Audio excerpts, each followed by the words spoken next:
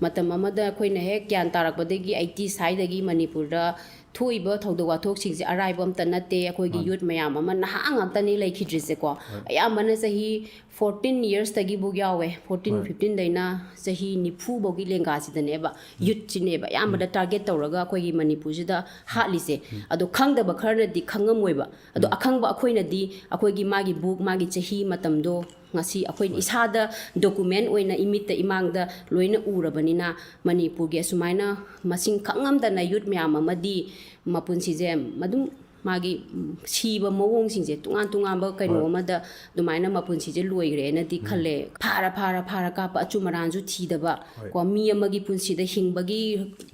hakje amta leitaba dauna value amta yaudaba dauna karigino ma maran leiramaga ju ma jen thajan bibi ma huran bo oiramaga ju ma mi hat bo oiramaga haraga ju court leitrabra law leitrabra haibasigi wahangjidagi akoise masidi samaisum tawbadi hatba ju nungoi maru managa hatabado heta mi je ot pa ya bat ot laga magi adum matam amada tawramisibo matam ama haijab da 15 years ki yang puitri bani ko aduna sigi hat pagi mong sineba yam pendri je mi je kamu yam thina ot nei raga hat ki haiba sineba aduna si singje akoi je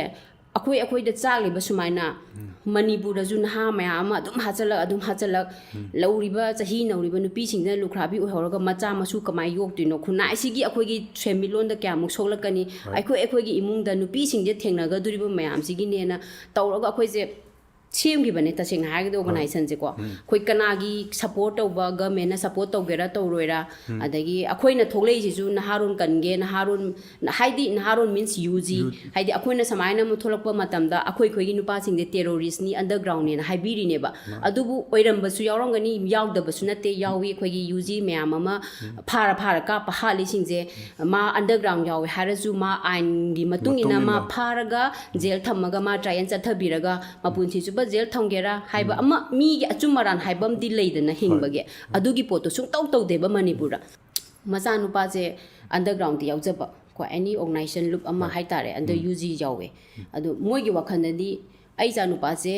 UG yauradi anytime ayuna chingtho police na kapasu makoi kem tawba ngamde masada samai UG yaugadi moije kapa yabagi makoi ayaba leika haibagi family da concept amna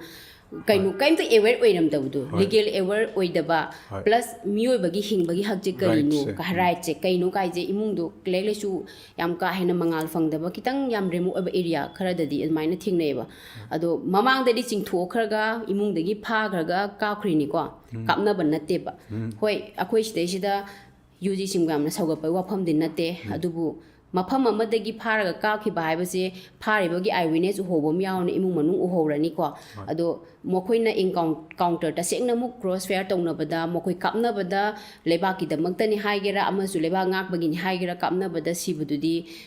adum akoi kana su kano tholak de dana ko adu phara kapa haibasi madi masi gi da khatane akoi na yam kano uirise aduna hojiki militarization gi matang da su khena baise kaishu aina lalong dikhe nei ko haidi hana moina pakap hatpane amaron da hapaga adegi akhoi je sak chu manadabagi mokoi da minungsi leitaba khara ju adum adugi intention yaudaba nate na khalle ko adum kuire adu sigi haidi racial discrimination gi matang da kai da adum akoina thengna jara ko matam da ju aduna makoi gi lalong tungale aduna makoi na pak yaudra su haujina karam agenda da akoi leiriba kanglup ani masen da khana hala ino haidi kanana da wakatino kanana bo akoi wayen bidino haibase ai sida waina I thamjage